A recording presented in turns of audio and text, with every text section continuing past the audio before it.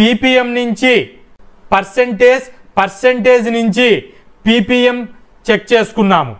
ఇప్పుడు పీపీఎం నుంచి పీపీబీకి పీపీటీకి కన్వర్ట్ అవ్వాలి అని అంటే అప్పుడు మనం ఇంటూ 1000 చేయాలి. ఇంటూ 1000 చేసుకుంటూ వస్తే పీపీఎం నుంచి పీపీబీ, పీపీబీ నుంచి పీపీటీ వస్తుంది.